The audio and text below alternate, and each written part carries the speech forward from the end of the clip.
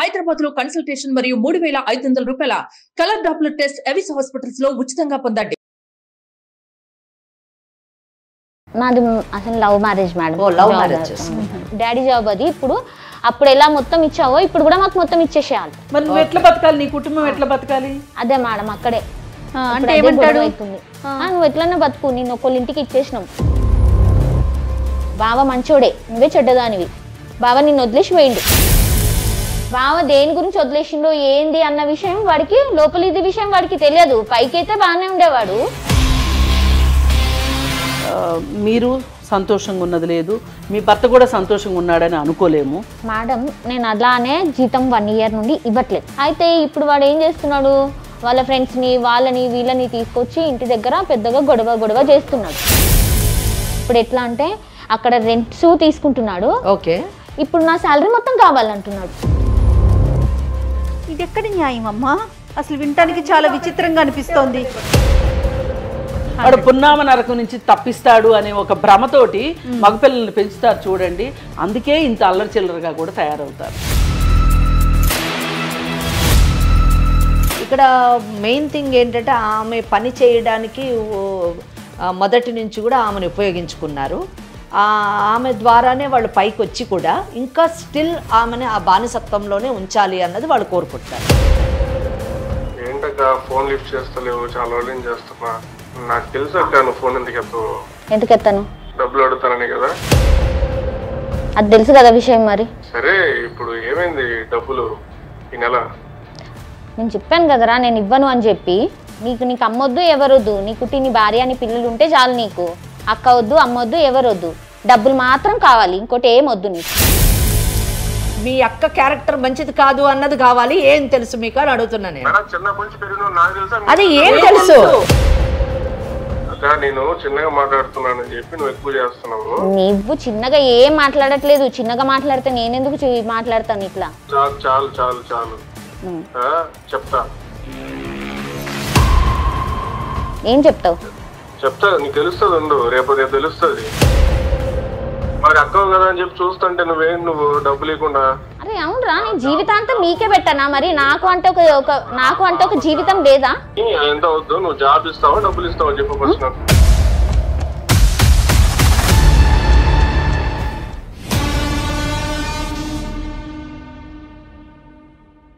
IVF చికిత్సలో 25% భారీ discount. Andro max advanced male infertility centre. 59 సమర్పించు లీగల్ అడ్వైస్ కార్యక్రమానికి స్వాగతం. నాతో పాటు లాయర్ వెంకటేశ్వరి గారు, అలానే ఫ్యామిలీ కౌన్సిలర్ కృష్ణకుమారి గారు ఉన్నారు. నమస్తే అమ్మ. నమస్తే అమ్మ. అమ్మ, ఆడపిల్లలు పెళ్లి వరకు ఒక ఎత్తు, పెళ్ళి అయిపోయిన తర్వాత అత్తవారింటికి వెళ్ళిపోతారు, పరాయి పిల్లలు అయిపోతారు. ఆటోమేటిక్గా తన కుటుంబం, తన పిల్లలు అటువైపుకి వెళ్ళిపోతారు. కానీ కొంతమంది మాత్రమే పుట్టిల్లు బాగుండాలి, వాళ్ళంతా సంతోషంగా ఉండాలి అని చెప్పి పుట్టింటి కోసం తన అత్తవారింటిని కూడా దూరం చేసుకున్న ఒక అమ్మాయి, పద్మ అనే ఒక అమ్మాయి ఈరోజు మన స్టూడియోకి వచ్చిందమ్మా. నాకు అమ్మాయి చెప్పిన విషయం చాలా బాధ అనిపించింది, కళ్ళల్లో నీళ్లు తిరిగాయి. నా మాటల్లో ఎందుకు, తనే ఉంది స్టూడియోలో. ఒక్కసారి తన స్టోరీ ఏంటి, తనకి మనం ఏ విధంగా సలహాలు సూచనలు ఇవ్వగలం తెలుసుకుందాం. మరి మీరు ఓకే అంటే నేను ఆమెని పరిచయం. తప్పకుండా అండి, మాట్లాడు. నమస్తే అమ్మ పద్మ. నమస్తే మ్యామ్. నమస్తే అమ్మా. చెప్పు పద్మ, నువ్వు అంటే నాతో చెప్పావు కదా, డీటెయిల్గా మేడం వాళ్ళిద్దరికీ చెప్పు ఒక్కసారి. మ్యామ్ నా పేరు పద్మ మ్యామ్. ఓకేమ్మా. నాకు ఒక చెల్లె ఒక తమ్ముడు ఉన్నారు. ఓకే. అయితే మా డాడీ నా చిన్నప్పుడే చనిపోయింది అనమాట. మా తమ్ముడు మా చెల్లె చిన్నగా ఉన్నప్పుడే చనిపోయారు. మా డాడీది గవర్నమెంట్ జాబ్. ఇంకా ఆ టైంలో ఎవరికి మమ్మీ చేయలేని పరిస్థితి, దాని నుండి నాకు ఇచ్చారు జాబ్. మీరు అప్పుడు ఏం చేస్తున్నారు? అప్పుడు నాది డిగ్రీ అయింది మ్యామ్. మీ ఫాదర్ పోయిన తర్వాత ఆ క్యాడర్లోనే మీరు జాయిన్ అయ్యారా? ఆ క్యాడర్లో కాదు మ్యామ్, నాకు తక్కువలో వచ్చారు. తర్వాత నేను మళ్ళీ ఎగ్జామ్స్ రాసుకుంటూ డిపార్ట్మెంట్లో నేను ఎగ్జామ్స్ రాసి తను ఎగ్జామ్స్ రాసుకుంటూ డిపార్ట్మెంట్ లోనే నెక్స్ట్ పొజిషన్ కి వెళ్ళినట్టు. చాలా చాలా గొప్ప విషయం. ఎందుకంటే బీయింగ్ ద ఎల్డర్ డాటర్, ఆమె తమ్ముడు చెల్లెలు ఇక్కడ వాళ్ళ బాధ్యత తీసుకోవాలి, ఇటు జాబ్ రెస్పాన్సిబిలిటీస్ తీసుకోవాలి, మళ్ళీ జాబ్ లో ఉన్న పొజిషన్ ని కూడా ఇంక్రీజ్ చేసుకోవడం చాలా గొప్ప విషయం. అంటే లాట్ ఆఫ్ సాక్రిఫైస్ నిజం చెప్పాలంటే. రైట్. మీకు అప్పుడు ఏజ్ ఎంత ఉంటుంది మీరు జాయిన్ అయినప్పుడు? నాకు 22-23 ఉంటుంది. చాలా చిన్న వయసు ఆమె బాధ్యతను తీసుకుంది. రైట్. అయితే ఇంకా వాళ్ళ ఇద్దరిని బ్యాచ్ చదివించాను మేడం, ఇద్దరిని, తమ్ముడిని చెల్లని బ్యాచ్ చదివించాను, మ్యారేజ్ చేశాను. మ్యారేజ్ చేశాక తర్వాత నేను మ్యారేజ్ చేసుకున్నాను. ఓహో, ముందు వాళ్ళిద్దరికి పెళ్లి చేశారు. వాళ్ళిద్దరికి చేశాను. ఓ, మంచి వాళ్ళిద్దరికి చేశాక నేను చేసుకున్నాను పెళ్లి. నాకు ఒక డౌట్, మీ పెళ్లిళ్ళు చేశాను అన్నారు కదా, మరి వాళ్ళిద్దరూ అప్పటికి ఫైనాన్షియల్ అంటే జాబ్ సెక్యూరిటీ ఉండిందా వాళ్ళిద్దరికి? జాబ్ అంటే ప్రైవేట్ జాబ్ చేస్తున్నాడు తమ్ముడు. వాడికి అంత ఎడ్యుకేషన్ లేదు, వాడు ఇంకా ఎక్కువ ఇది చేయలేడు. అప్పటి నుండి జర ఫ్రెండ్స్ తో తిరగడం చేయడం చేశాడు. పెళ్లి చేస్తానే కొంచెం ఇదవుతాడని మామూలుగా ప్రైవేట్ జాబ్ చేస్తుంటేనే మ్యారేజ్ చేసేసారు. అప్పుడు బాగానే ఉన్నారు మేము అందరు మంచి. చెల్లి వాళ్ళ హస్బెండ్ ఏం చేస్తారండి? తను ప్రైవేట్ జాబ్ చేస్తాను. వాళ్ళ కాపురం బాగానే, వాళ్ళ కాపురం బాగానే ఉంది. అంటే మా చెల్లికి కూడా ఎలా అంటే మా డాడీది ఒక 4 ఇక్కడ హైదరాబాద్ లో మాకు 4 అంతస్తుల బిల్డింగ్ ఉంది మ్యామ్. ఒకటి చెల్లి ఉంటది, ఒకటి మా తమ్ముడు ఉంటాడు. మరి మీరండి? నేను బయట రెంట్కు ఉంటాను మ్యామ్, నా జాబ్ కి దగ్గరలో ఉంటాను అన్నమాట. సో వాళ్ళిద్దరు అంటే మీ తమ్ముడు మీ చెల్లెలు పెళ్లి చేసిన తర్వాత మీరు చేసుకున్నారు. అంటే మీరు అంత లేట్ చేసుకోవడము, మరి దానికి వీళ్ళిద్దరు మ్యారేజెస్ వల్ల లేట్ చేసుకున్నారు. మరి మీ భర్త మీ కాపురం ఎలా ఉంది? నాది అసలు లవ్ మ్యారేజ్ మేడం. ఓ, లవ్ మ్యారేజ్ చేసుకున్నారు. జాబ్ దగ్గరే లవ్ మ్యారేజ్ చేసుకున్నాను. అతను కూడా గవర్నమెంట్ ఎంప్లాయీ. Government employee. పిల్లలు ఉన్నారా? ఒక పాప ఉంది మా. మరి ఎంత బాగుంది కదమ్మా, చుట్టూ సమాజం కూడా నిన్ను మంచిగా హర్షించే విధంగా నువ్వు నడుచుకున్నావు. ఇద్దరు తమ్ముడు చెల్లి బాధ్యత తీసుకున్నావు, ఇంత తలకెత్తుకున్నావు, ఇంత బాగా చేసావు కదా. నీకు పెళ్ళయింది, పాప పుట్టింది, మరి ఎందుకు ఎందుకు రావాల్సి వచ్చింది? ఇక్కడ మేడం ఇప్పుడు వచ్చిన బాధ అంతా అదే. ఇంత వరకు చాలా బాగుండే మేడం, వాళ్ళ పెళ్లిల వరకు బాగుంది, నా పెళ్లి వరకు బాగుంది, ఎంత బాగుంది. ఇప్పుడు ఏమైందంటే ఒక 1.5 year నుండి నేను వాళ్ళకి డబ్బులు ఇవ్వట్లేదు. ఏం డబ్బులు అండి? జాబ్ ఉన్నాయి కదా మేడం, జాబ్ వాళ్ళకి డబ్బులు ఇచ్చేసి. జాబ్ లో ఉన్నారు కదా? నేను జాబ్ లోనే ఉన్నాను. ఓకే. అయితే ఎన్ని రోజులు ఇంకా వాళ్ళని పెంచి పెద్దగా చేసి పెళ్లిళ్ళు చేశాను కదా అని చెప్పి నేను ఒక 1 year నుండి వాళ్ళకు డబ్బులు ఇవ్వడం మానేసాను. అంటే ముందు ఇచ్చేవారా మీరు? అంటే హాఫ్ నేను పెట్టుకొని హాఫ్ వాళ్ళకి ఇచ్చేదాన్ని. పెళ్లికి ముందు వాళ్ళని ఎలా చూసుకున్నారో మీ పెళ్లి తర్వాత కూడా వాళ్ళని అలాగే చూసుకున్నారా మీరు? అంటే వాళ్ళు అలా ఎక్స్పెక్ట్ చేశారా? అదే మేడం, ఇప్పుడు అక్కడే వచ్చింది అంతా. ఏంటంటే ఇన్ని రోజులు నేను మొత్తం వాళ్ళకే చూసుకేదాన్ని, వాళ్ళకే పెట్టేదాన్ని. ఇంకా మ్యారేజ్ అయినాక ఇప్పుడు గవర్నమెంట్ జాబ్ ఉన్నాక కూడా నేను డబ్బులు ఇంట్లో ఇవ్వకపోతే మా వారు ఊరుకోరు కదా మ్యామ్. అలాగని నేను వాళ్ళకి ఇవ్వడం మానేసా. అంటే ఏదైనా కానివ్వండి, మీరు సంపాదించినటువంటి డబ్బంతా కూడా ఇంట్లను మెయింటైన్ చేయడానికి, అమ్మని చూసుకోవడానికి, తమ్ముడు చెల్లెల్ని, ఆ తర్వాత వాళ్ళిద్దరు పెళ్లిళ్ళు చేయడానికి చేశారు. చేసిన తర్వాత మీరు మ్యారేజ్ చేసుకున్నారు. మ్యారేజ్ చేసుకున్న తర్వాత కూడా మీరు మీ శాలరీ ఇవ్వడం మొదలెట్టారా? ఆ డౌట్ నాకు వచ్చింది. మ్యారేజ్ అయ్యాక కూడా ఇచ్చాను. ఇప్పుడు తను కూడా జాబే కదా అన్నట్టు నేను ఇక వాళ్ళకి నేను ఎన్ని రోజులు ఇచ్చి మళ్ళీ ఇచ్చేసాను. అయితే ఇప్పుడు ఏమైందంటే ఇప్పుడు ఇవ్వడం మానేసాను నేను. ఒక 1 year నుండి ఇవ్వడం ఆపేసా. ఎందుకంటే ఇన్నేళ్ళు కష్టపడి వాళ్ళకే పెట్టాను కదా మేడం, ఇంకా ఇప్పుడు కూడా నేనే ఇస్తే ఇంకా నాకు కూడా ఒక ఫ్యూచర్ ఉండాలి కదా అని చెప్పి నేను ఇవ్వడం మానేసా. పెళ్లి తర్వాత ఏంటమ్మా పరిస్థితి? మీ హస్బెండ్ మీరు నీకు ఫ్రీ హ్యాండ్ ఉందా, లేకపోతే నీకేమన్నా మీ హస్బెండ్ రిస్ట్రిక్షన్స్ పెడుతున్నారా? ఫస్ట్ లో తను ఏమనకపోయేవాడు, నేను మొత్తం శాలరీ ఇచ్చేసేదాన్ని వాళ్ళకి. అందుకంటే అమ్మ అక్కడే ఉంటది, అక్కడే ఇచ్చేసేదాన్ని, శాలరీ ఇచ్చేసేదాన్ని. వాళ్ళకి తమ్ముడు ఇంకా అలా ఉంటాడు కాబట్టి ఇచ్చేసేదాన్ని మొత్తం. ఇప్పుడు ఏమైందంటే దాని వల్ల మా ఇద్దరికి చాలా కొంచెం గొడవలు అయ్యేటివి. అలా గొడవలు అయ్యి తనతో విడాకులు అయిపోయినామా. నువ్వు డబ్బులు పుట్టింటి వాళ్ళకి ఇవ్వనని కానీ, మన ఇల్లే మనకి, మన ఫ్యామిలీయే మనకి అనే మాట అతనికి చెప్పలేకపోయావా? చెప్పాను మేడం, నేను స్టార్టింగే చెప్పాను. ఎలాగంటే నేను జాబు డాడీది ఇది, నేను వాళ్ళని ఇప్పటి వరకు చూసుకుంటూ వచ్చాను, మా తమ్ముడు ఇలాంటి వాడు, నేను అందుకనే వాడికి సపోర్ట్ చేస్తాను అని చెప్పాను. అప్పుడేమో సరే అని. అంటే ఆయనకు కూడా ఐడియా ఉండి ఉండొచ్చు కదా, లవ్ మ్యారేజ్ కాబట్టి. నా గురించి అన్ని తెలుసు మేడం, తెలుసు. ఇంకా మధ్యలో పాప పుట్టి తర్వాత సహజమే కదమ్మా. మీ పెళ్ళిళ్ళు అయ్యాక నేను పెళ్లి చేసుకున్నాను కదా, మరి ఇప్పుడైనా నాకు ఒక కుటుంబం వచ్చింది, నా కుటుంబంతో నేను సంతోషంగా ఉండనివ్వచ్చు కదా. మీరు మీకు డబ్బులు ఇచ్చే విషయం వల్ల నా ఇంట్లో గొడవలు అవుతున్నాయి, కాపురానికి ఇబ్బంది అని వాళ్ళకి ఏమైనా చెప్పగలిగావా? నేను చెప్పలేదు మేడం అలాంటిగా. ఇంకా మా వారే చాలా ఇది చేసేవారు ఊకే. అలా ఇటు మాకు కొంచెం చాలా ఇదైపోయి నేను విడాకులు తీసేసుకున్నాను. ఇంకా అప్పటి నుండి పాపకు నాకు కష్టమైపోతుందని నేను ఇంకా ఇట్లనే అన్ని చేసుకుంటా పోతే నాకేం ఉండదు ముందుకు అన్నట్టు నేను ఇవ్వడం లేదు. నీ సంగతి, నీ పాప బాధ్యత కూడా ఉంది కాబట్టి.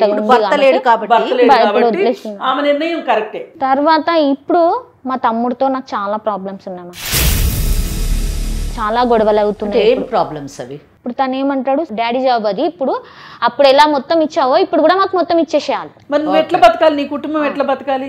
అదే మేడం అక్కడే అంటే ఏమంటాడు అవుతుంది, నువ్వు ఎట్లన్నా బతుకు, నేను ఒకళ్ళ ఇంటికి ఇచ్చేసినావు, బావ మంచోడే, నువ్వే చెడ్డదానివి, బావ నిన్ను వదిలేసి పోయిండు, బావ దేని గురించి వదిలేసిండో ఏంది అన్న విషయం వాడికి, లోపల ఇది విషయం వాడికి తెలియదు. పైకి అయితే బాగానే ఉండేవాడు, బాగానే చూసుకునేవాడు, ఇప్పుడు లోపల అయ్యేదైతే ఎవరికి తెలియదు కదా మ్యామ్. అలా కాదు, లోపల అయ్యేదంటే ఓన్లీ మీ శాలరీ మొత్తం మీ పుట్టింటికి ఇచ్చేస్తున్నారు అన్నది ఒకటే ప్రధానమైనటువంటి కారణం మీరు విడిపోవడానికి. అంతేగాని ఆయనకేం బ్యాడ్ హ్యాబిట్స్ ఉండి మిమ్మల్ని హింసించేటువంటి ఏం లేదు కదా పాపం.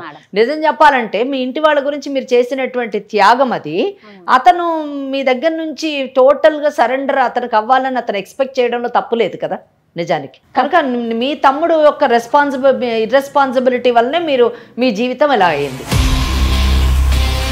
నా పుట్టింటి పరిస్థితి అంతా అతనికి తెలుసు, నా గతంలో ఏం జరిగిందో తెలుసు, కాబట్టి అలానే కంటిన్యూ చేయనిస్తాడు అనే ఉద్దేశంతో ఆ విషయం గురించి వాళ్ళిద్దరూ సరిగా మాట్లాడుకోవాలా. అంతేనా పద్మ? మేడం చెప్పేది కరెక్టేనా?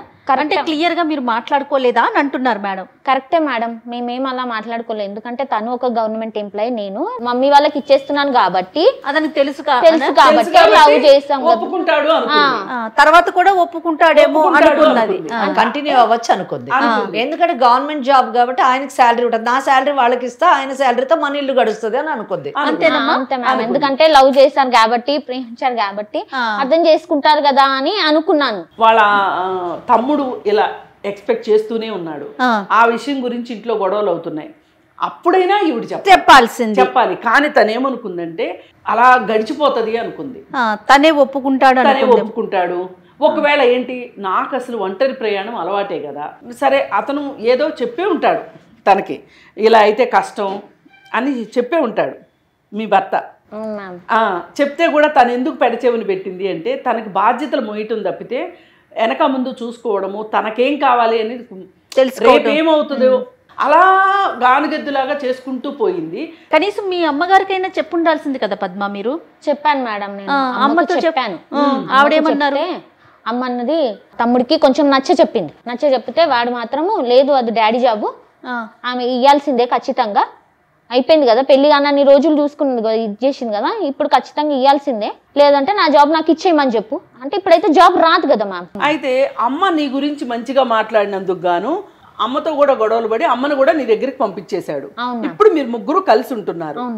కలిసి ఉంటున్నప్పుడు నువ్వైతే గట్టిగా చెప్పేశావా లేదా తమ్ముడికి, నేను ఇంకా నీకు జీతం ఇచ్చేదే లేదు అంటే ఏమంటాడు అతను? అతను ఏం చేయగలడు అసలు, నేను జీతం ఇవ్వను అంటే? మేడం నేను అలానే జీతం 1 year నుండి ఇవ్వట్లేదు, ఇప్పుడు ఇస్తాను రేపిస్తాను, ఇప్పుడు ఇస్తాను రేపిస్తాను అని చెప్పి ఇవ్వట్లేదు. నేను ఇస్తానని చెప్తున్నా, దాటేస్తున్నాను అంటే గట్టిగా చెప్పట్లేదు. అది తన మనస్తత్వమే, అది ఇవ్వకుండా ఆపేస్తాను. అయితే ఇప్పుడు ఒక 1 year అవుతుంది మేడం ఇవ్వట్లేదు నేను. అయితే ఇప్పుడు వాడు ఏం చేస్తున్నాడు, వాళ్ళ ఫ్రెండ్స్ని వాళ్ళని వీళ్ళని తీసుకొచ్చి ఇంటి దగ్గర పెద్దగా గొడవ చేస్తున్నాడు. ఇప్పుడు నా పరిస్థితి ఏందో నాకు అర్థం అవ్వట్లేదు మేడం. ఏమంటే కేసు వేస్తాను నీ మీద, అదేస్తాను ఇదేస్తాను, నువ్వు చెడ్డదానివి, నువ్వు మంచిదానివి కాదు.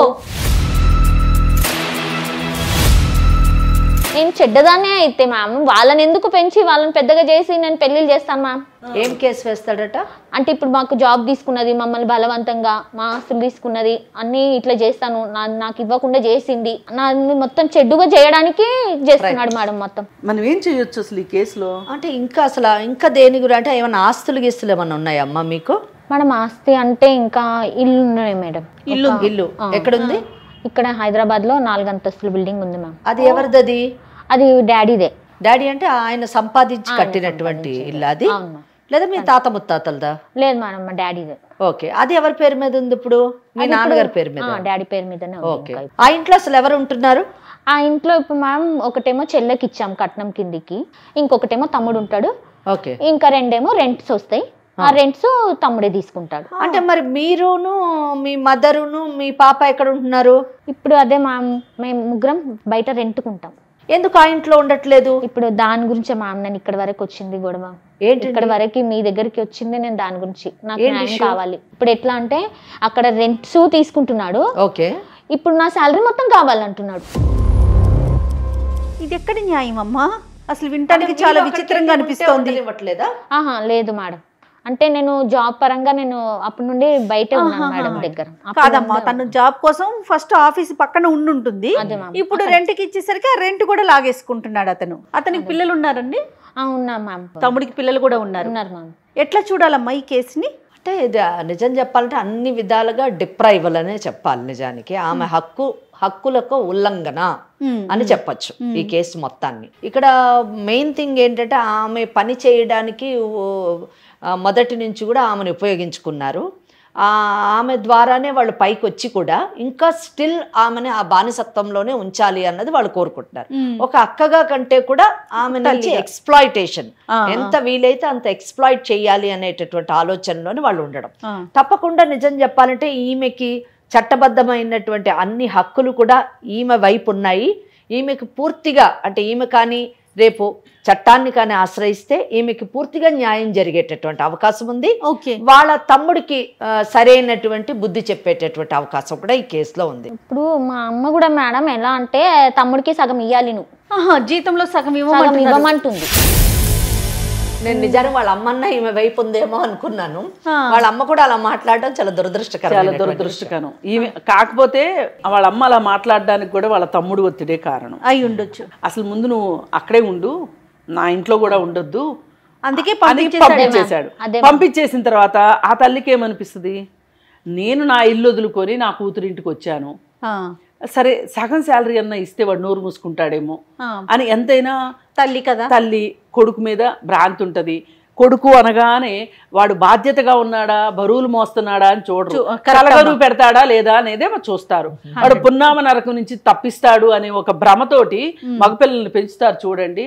అందుకే ఇంత అల్లరి చిల్లరగా కూడా తయారవుతారు. కాదమ్మా, చెల్లి పరిస్థితి ఏంటి? చెల్లి అయితే ఏం లేదు మేడం, మాట్లాడుతుంటది, నాకే సపోర్టింగ్ చేస్తుంది.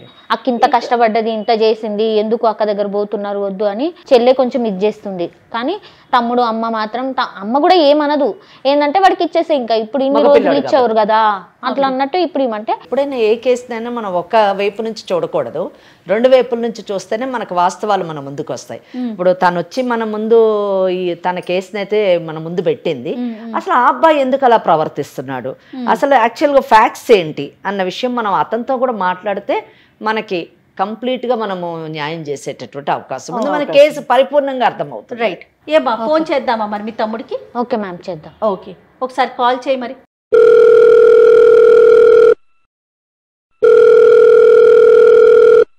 హలో హలో అక్క, చెప్పురా. ఎలా ఉన్నావు అక్క? బాగున్నాను. ఏంటక్క ఫోన్ లిఫ్ట్ చేస్తలేవు, చాలా రోజులు చేస్తున్నా. నాకు తెలుసు అక్క నువ్వు ఫోన్ ఎందుకు ఎత్తవు. ఎందుకు ఎత్తాను? డబ్బులు అడుగుతానని కదా. అది తెలుసు కదా విషయం. మరి సరే ఇప్పుడు ఏమైంది డబ్బులు ఈ నెల? నేను చెప్పాను కదరా నేను ఇవ్వను అని చెప్పి. అక్క అట్లా అంటే ఎట్టక్క, ఇప్పుడు డబ్బులు నువ్వు పంపించకపోతే ఎట్లా చెప్పు, ఎట్లా బతకాలి నేను? నేను ఎట్లా బతకాలరా? నేను జీవితాంతం నీకే పంపించేసుకుంటుంటే మరి నేను నా పాప ఎట్లా బతకాలి? సడన్గా ఏంటి చేంజ్ ఏంటి నీలో? నాలో చేంజ్ ఏం లేదు, నేను చెప్తూనే ఉన్నాను కదా నీకు, నేను పంపించను అని చెప్పి. నువ్వే కదా నన్ను ఇంతగా ఇది చేస్తున్నావు. నువ్వు ఊరికే ప్రాబ్లం పెద్ద చేస్తున్నావు. ఇప్పుడు అమ్మ నీ దగ్గరే కదా ఉంది? అవును ఉంది. అమ్మ నీ దగ్గరే పెట్టుకో. అమ్మ నా దగ్గరే ఉంటుందిలే.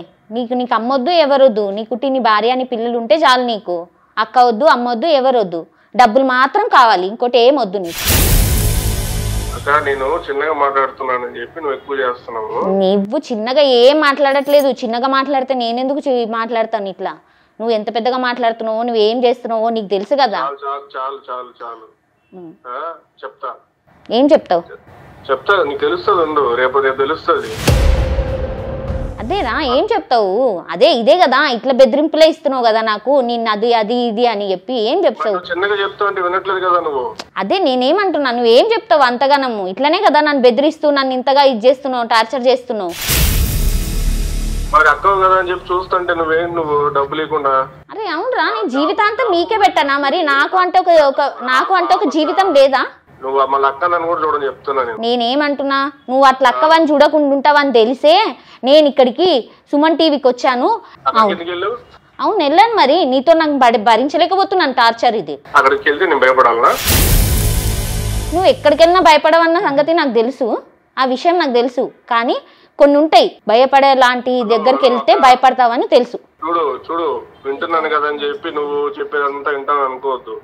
లీగల్ గా ఇల్లని అనుకో, నువ్వే ఇరుక్కుంటావు చెప్తున్నా. సరే, నేను ఇరుక్కుంటానో నువ్వే ఇరుక్కుంటావో ఒక్కసారి ఈ మేడం వాళ్ళతో మాట్లాడి.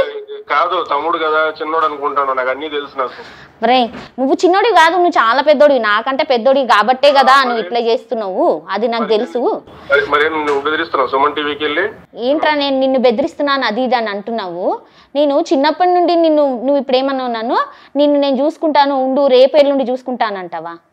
అందుకేనా మిమ్మల్ని చిన్నప్పటి నుండి చూసి మీకు పెళ్లిళ్ళు చేసి నేను మీ పెళ్లిళ్ళు అయ్యాక నేను పెళ్లిళ్ళు చేసుకున్నాను చూడు, అక్కడ నా తప్పైంది అసలు. అవును, నాన్న డబ్బులు అయితే కష్టపడేది ఎవరు? కష్టపడితే డబ్బులు వచ్చేది, నాన్న డబ్బులు అక్కడ పెట్టి తీసుకొచ్చేది కాదు అది. సరే, నువ్వు కోర్టులో చూసుకుంటా అన్నావు కదా, నువ్వు ఒక్కసారి ఇక్కడ మేడం వాళ్ళు ఉన్నారు, వాళ్ళతో మాట్లాడి నువ్వు ఎట్లు ఇప్పుడు కోర్టుకి వెళ్దాం ఆడికి వెళ్దాం అని అంటున్నావు. నీకంటే ముందు నేనే వచ్చినా, మరి మాట్లాడు, అక్కడ మాట్లాడే మాటలు ఇక్కడ మాట్లాడు, అప్పుడు నీకు పోయే ధైర్యం వస్తుంది కదా. నువ్వు భయపడే బాబు కాదులే, నువ్వు భయపడతావు అనుకుంటే నేను ఎందుకు ఇక్కడ. కరెక్టే, నీ దగ్గర ఏ మిస్టేక్ లేదు, నా దగ్గరే మిస్టేక్ ఉంది. అందుకనే నేను ఇక్కడ సుమన్ టీవీకి వచ్చాను. ఇక్కడ మేడం వాళ్ళతోటి ఒక్కసారి నువ్వు మాట్లాడు. రైట్, ఒక్కసారి మేడం. ఇదిగో చూడు శ్రీనివాస్, నేను ఇక్కడ సుమన్ టీవీలో ఫ్యామిలీ కౌన్సిలర్ని. మా దగ్గరకు వచ్చింది మిస్సెస్ మీ అక్క. మేడం ఇప్పుడు ఇది ఫ్యామిలీ మ్యాటర్ ఉన్నప్పుడు అక్కడికి ఎందుకు వెళ్తుంది మేడం? ఏదైనా మేము మాట్లాడుకుంటాం. ఇప్పుడు ఫ్యామిలీలో మాట్లాడుకుని సెటిల్ అయ్యేది ఉంటే మా దాకా ఎందుకు వస్తుంది చెప్పు? నువ్వు కూడా మరి కోర్టుకు వెళ్తానంటున్నావు, మరి సొంత అక్క మీద కోర్టుకు వెళ్ళొచ్చా? మరి ఆమె వినట్లే కదా మేడం చెప్పేది, చీట్ చేస్తుంది నన్ను. తన వైపు నుంచి నీకు జరిగిన నష్టము, అన్యాయం ఏంటో చెప్పమ్మా ఒకసారి. మేడం ఇప్పుడు మా నాన్న జాబు మా అక్కకి ఇచ్చారు. ఓకే, ఇప్పుడు ఆమె హ్యాపీగా సెటిల్ అయిపోయింది. ఓకే, పరిస్థితి ఏంది? నేను ఒక పొలం పెట్టుకుని ఏం చేసుకోగలుగుతా చెప్పండి? అక్కడ 6 ఎకరం పొలం ఉంది, అది ఎక్కడో సిటీ బయట ఉంది. అది ఓకే, నేను ఎలా బతకాలి? ఇల్లుంది కదా? ఇల్లు ఉంది, అది ఎంతవరకు వస్తుంది మేడం? అది అసలు మీరేం చేస్తున్నారమ్మా? నేను జాబ్ ట్రైల్ చేస్తున్నా మేడం, రియల్ ఎస్టేట్ చేస్తాను. దాంట్లో డబ్బులేం వస్తలేవు నాకు. ఇప్పుడు అవన్నీ కాదు మేడం, నాకు మా నాన్న జాబ్ కావాలి, లేదా ముందు నుంచి ఇస్తున్నట్టు నాకు డబ్బులు ఇవ్వాలి. అసలు నాకు రెస్పాండ్ అవ్వట్లేదు, ఫోన్ లిఫ్ట్ చేయట్లేదు. ఇప్పుడు మా అమ్మ ఏమో ఆమెకే సపోర్ట్, ఇంకా నాకంటే ఎవరున్నారు మేడం? ఇంకా ఒక్కటి మీరు గుర్తుపెట్టుకోవాలి, ఇప్పుడు మీలానే పుట్టింది తను కూడా, కానీ తను మీ బాధ్యతలు మోసింది. ఇప్పుడు మిమ్మల్ని మీరు చూసుకోలేని పరిస్థితిలో మీరుంటే ఆమె మీ జాబ్ చేస్తూ తనను చూసుకుంటూ మిమ్మల్ని కూడా చూడాలి. ఏమన్నా న్యాయమేనా? ఒక్కసారి ఆలోచించు. మీ భార్య ఏం చేస్తుంటది? ఆమె హౌస్ వైఫ్, మీరేమో డబ్బులు రాని పనులు చేస్తూ ఉంటారు. అసలు మీ అక్కకి బావకి విడాకులు ఎందుకు అయ్యాయో తెలుసా నీకు? ఏమైనా మిస్టేక్ చేసింది, అందుకే ఆయన చాలా మంచోడు. ఇప్పుడు నువ్వు కూడా చాలా మంచోడివి, అక్క డబ్బులు అడిగేవాడివి, నువ్వు మంచోడివి. భార్య జీతం నాకే కావాలని ఆయన మంచోడే. మధ్యలో చిన్నప్పటి నుంచి మీకోసం చేసింది కదా, త్యాగం చేసిన ఆవిడ మట్టుకు మంచిది కాదు. ఇదే కదా మీరు చెప్పేది? మేడం ఇప్పుడు ఏముంది మేడం, నా జాబ్ నాకు ఇస్తే నేను చూసుకుంటాను కదా మేడం అందరినీ. అలా ఇవ్వటం కుదరదండి, అలా ఇవ్వటం కుదరదు. అప్పుడు ఆ రోజు కంపాషనేట్ గ్రౌండ్స్ కింద ఆ రోజు తను చదువుకుని ఉంది కాబట్టి తనకిచ్చారు ఉద్యోగం. తను కూడా మీకులాగా చిన్నపిల్ల అయ్యుండి ఒకవేళ పెద్దమ్మాయి అయినా చదువు లేకపోతే తనకు వచ్చి ఉండేది కాదు. ఇది వాస్తవం కాదమ్మా. ఉద్యోగం తీసుకున్నందుకు తను ఏమైనా బాధ్యత వదిలేసింది అడగండి పోని. ఇప్పుడు తను ఉద్యోగం చేసింది, బాగుంది. మీ నాన్న ఉద్యోగం తీసుకుంది, చదువుకుని మీరు పెద్ద అయ్యి మీ పెళ్ళిళ్ళు అయ్యే వరకు తను పెళ్లి కూడా చేసుకోలేదు కదా. పోనీ మిమ్మల్ని ఏదో గాలికి వదిలేసినట్టు మాట్లాడతారేంటి మీరు శ్రీనివాస్? పిల్లలు చూసుకోరు, నాకు కొడుకు కూతురు, వాళ్ళకి పెరిగి పెద్దది, వాళ్ళకి స్కూల్ కి అలాగా ఖర్చులు అలాగా. ఇప్పుడు మేము గవర్నమెంట్ జాబ్ చూసుకుని ఆమె హ్యాపీగా ఉంది అక్కడ ఇంట్లో. మా అమ్మ కూడా ఆమెకే సపోర్ట్. నాకంటే ఇంకెవరున్నారు మేడం? నేను చెప్పేదేనండి, నేనేమంటున్నానంటే ఆమె చేస్తున్న జాబ్ నాకు ఇస్తే నేను అందరికీ కలిసి చూసుకుంటా. ఏది ఆమెని ఆమె కూతుర్ని కూడా అందరినీ చూసుకుంటా. కావాలంటే వాళ్ళ కూతురు పెళ్లి కూడా నేనే చేస్తా. ఒకసారి ఆమెకు ఉద్యోగం ఇచ్చిన తర్వాత మళ్ళీ మీకు ఇవ్వటం అవ్వదు. ఒకసారి మాత్రమే, ఒకసారి ఉద్యోగం ఇస్తారు అంతే. తండ్రి చనిపోయినందుకు కూతురుకో కొడుకో భార్యకో ఎవరు ఎలిజిబుల్ అయితే వాళ్ళకి ఇస్తారు. ఏదో దారి ఉంటలేదు మేడం, మీరు కూడా నన్ను కన్విన్స్ చేస్తారు. కాదు, నేను 2 మాటలు చెప్తాను నీకు, తర్వాత మాట్లాడేవాళ్ళు తర్వాత మాట్లాడతారు. మీరు ఎప్పటికైనా సరే తన త్యాగాన్ని మీరు అర్థం చేసుకుంటే, తను మీకోసం ఏం చేసిందో ఆలోచిస్తే, కొంచెం ఇవన్నీ కోపాలు తాపాలు ఇవన్నీ పక్కన పెట్టేసేసి ఆలోచించండి, మీకు అర్థమవుతుంది. కానీ నాకు అర్థమైనంతలో మీరు అలా ఆలోచించలేరు అనేది నాకు అర్థమవుతుంది. ఎందుకంటే మీరు అంత ఆలోచించే వాళ్ళైతే ఇక్కడ దాకా మా దాకా రాదు ఈ విషయం. పైగా నీవు పని చేయకుండా, ఒక క్రమశిక్షణ లేకుండా అల్లరి చిల్లరగా ఉంటే నీ మనసు కూడా అలాగే ఉంటుంది. తన జీవితం ఏంటి అని ఆలోచించకుండా మీకోసం బతికింది. చేసిన త్యాగాన్ని అర్థం చేసుకోవటం రాదు, అర్థమైతేనే మీరు విలువ ఇవ్వగలుగుతారు. సరే, మీకు మాలాంటి వాళ్ళ మాటలు మీకు నచ్చకపోయినా, అర్థం కాకపోయినా చట్టం తన పని తను చూసుకుంటుంది. చట్టం గురించి మాట్లాడడానికి మన లాయర్ మేడం ఉన్నారు, ఆవిడతో కూడా మీరు మాట్లాడండి.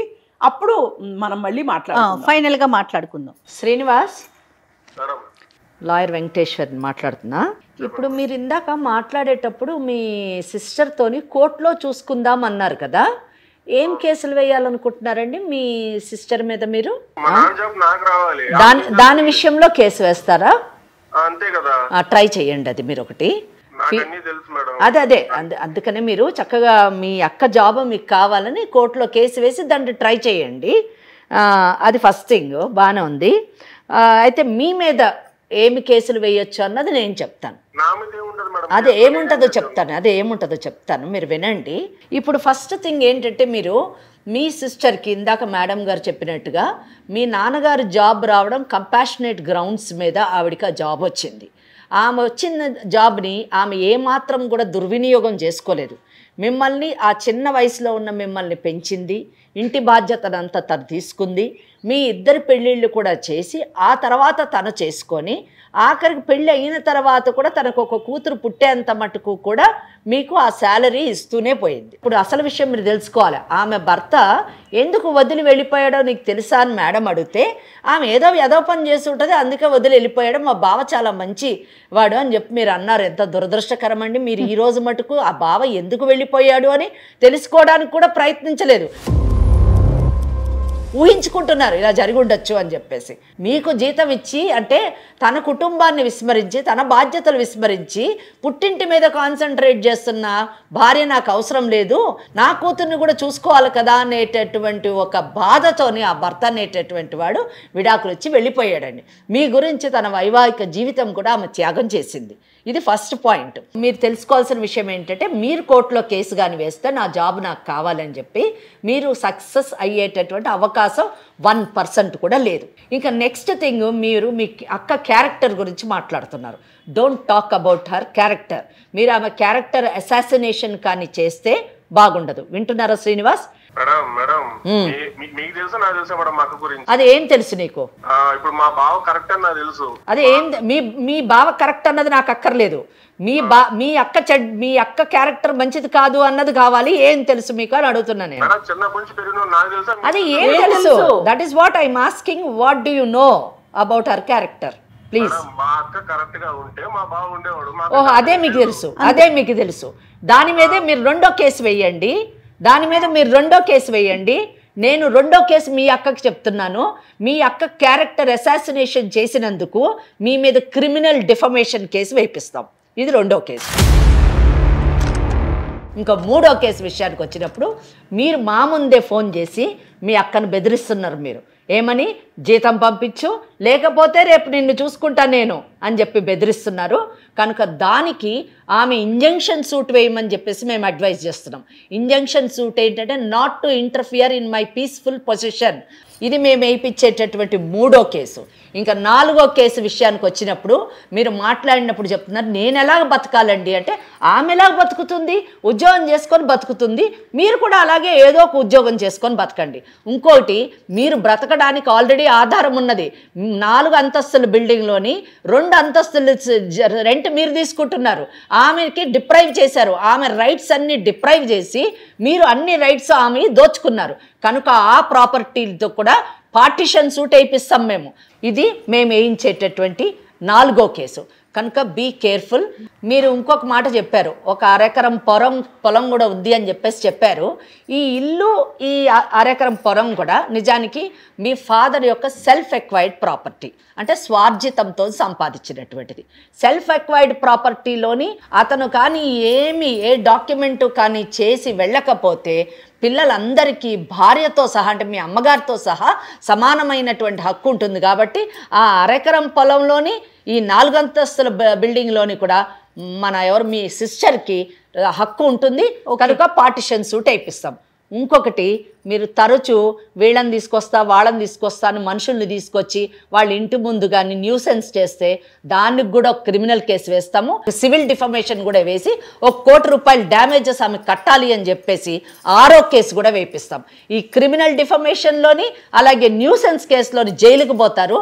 అలాగే సివిల్ డిఫమేషన్లో ఆమె ₹1 కోటి మీరు కట్టవలసి ఉంటుంది. అంతేకాదు వేరే అన్ని కేసుల్లోనే ఆమెకు రావాల్సినటువంటి హక్కులన్నీ కూడా, అంటే ఇప్పుడు మటుకు అన్ని హక్కులు ఉల్లంఘన జరిగింది, ఆ హక్కులన్నీ కూడా ఆమెకి ఇప్పిస్తాము. ఇప్పుడు మీరు ఏ కేసులు వేయించుకుంటారో ఆ కేసులు వేయించండి, మేము వేయించాల్సినటువంటి కేసులు మేము వేయిస్తాము. అప్పుడు చూడండి మీ సంగతి ఎలా ఉంటుందో. నేను ఒక అడ్వకేట్గా నాకు తెలిసినటువంటి చట్టాన్ని చెప్పాను మీకు. ఈ చట్టం కానీ మీకు నేను చెప్పినటువంటిది అర్థం కానీ అయ్యి ఉంటే మర్యాదగా మీరు కాంప్రమైజ్ అయ్యి సామరస్యంగా మీరు ఆమెకు ఒక ప్రేమ ఆప్యాయత పంచడానికి ట్రై చేయండి, కానీ ఆమె జీతంలోని భాగం తీసుకోవడానికి ప్రయత్నం చేయొద్దు.